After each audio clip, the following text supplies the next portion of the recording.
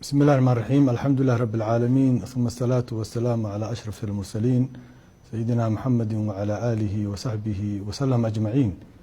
وعن هلكان كسلاميا دمان ومدى الصوماليات مeel kasta ay dunida daafaheeda ka joogaan waxaan ku salaamayaa salaanta islaamka.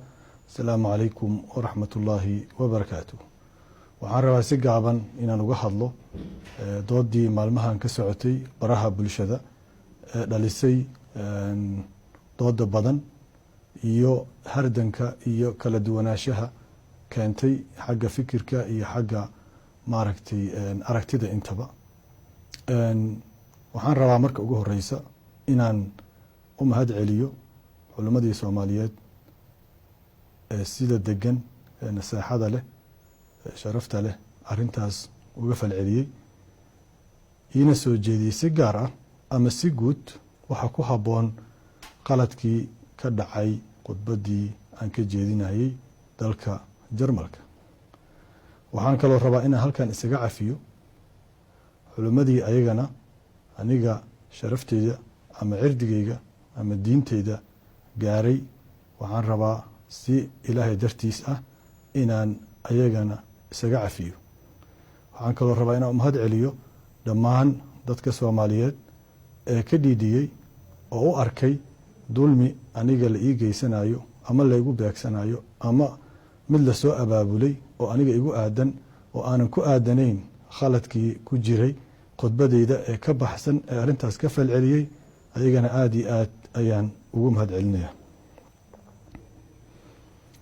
sidaan hore u sheegay waxaa magafa ah ilaahay subxaanahu wa tacaala asaga keliya ayaana ah qofka aanan gafin. كل ابن آدم نبي وحيد عليه الصلاة والسلام خطأ وخير خطاؤون التوابون. قف كستا أو بن آدم وقفاء وحانا وخير بدن قفك قفاء قفك كتوبة كينا. أبوان سوماليادنا وحويري قفك بشر بعض التهي إناد كقراب تقلد قبي عادة تهي.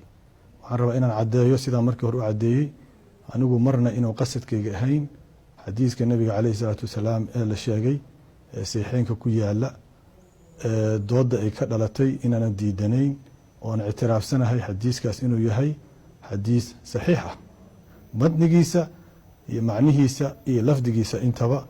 وعن كلو اعتراف سنة هاي سيد النبي نصوبا عليه الصلاة والسلام وأجبحي فسر كا يفسر هذا يتفسير كا وكبحي.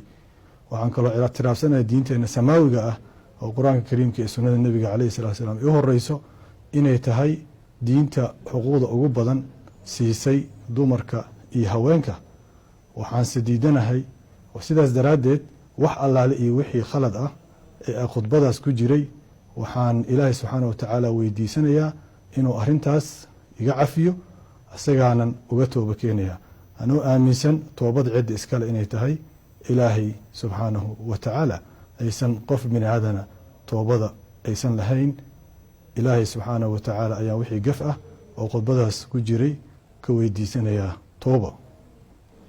وحانس مركز تديدنا ونؤتاقنا دون هدو إلهي هذا إن أيضا دينتين أيتهي سنة النبي عليه الصلاة والسلام في كتاب القرآن كأيهين وحا أقبضا دو مركزي حقوق دا إن أوجرو رقم قرعان وبلشدين نكو دحجرة fasiraad qaldan oo diinta laga sameeyay oo lagu dulminayo xuquuqda dumarka kaas waan diidanahay. waxaan ahay qof u taagan inuu ka hortago dulmigaas ka dhiidiyo difaacana xuquuqda dumarka ay siisay shariicada islaamka. sidaan ognahay nabigeena calayhi salaatu wasalaam habluhu waxay ahaayeen senior councilkiisa wax la yiraahdo taladii golihiisa sare ku jireen. islaamka ayaga ugu horeeyay nabiga wax rumeeyay ayaga qofkii ugu horeeyay oo dhintay diintan ayaga ahaayeen. ayaga kaalin aysan ka qaadan diintan ma jirto. quraankeena kariimkana san hore u sheegay wuu amaanay haween soo jeediyay adduunkan tala soo qabtay wuu amaanay. sidaas daraadeed waan u taaganahay inaan difaaco idaan uga cabsanayo ama oo gambanayna ma jirto. xuquuqda iyo kaalinta siyaasadeed iyo kaalinta bulsho oo quraankeena kariimka ah siiyay haweenkeena.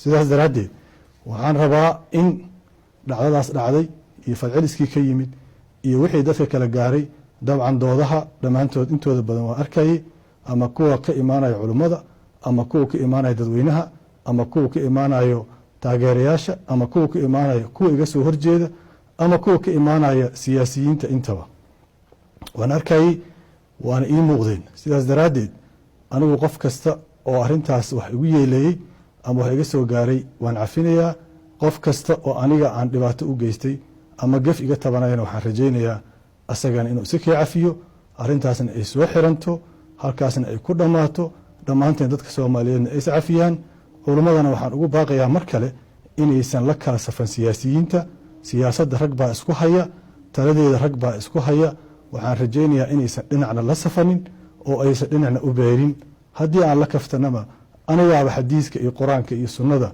ku dhaamo kuwa hadda talada hayee haddayba cid u janjaarsanayaanba waxayd anigana iisoo janjaarsadaan laakiin aniga waxaan rabaa inay culummadu noqdaan kuwa u dhexeeya dadka oo aanan garab la safnayn kuwa u hiiliya cadaaladda oo xaakimka hadduu qaldan yahay iyo midka mucaaradku ahba qaldan yahay wada qabta laakiin aanan indhaha ka laabanin dulmiga xaakimka oo keliya aanan ku tiigtiigsanin khaladka ay ka arkaan qofka asaga ka soo horjeeda waxaan rajaynayaa ummadda soomaaliyeed meel kasta ay joogto inay is cafiyaan waxaan ugu baaqayaa arrintaasna inaan iska xirno jabtarkaasna uu soo gabagaboobo wassalaamu calaykum waraxmat ullaahi wabarakaatuh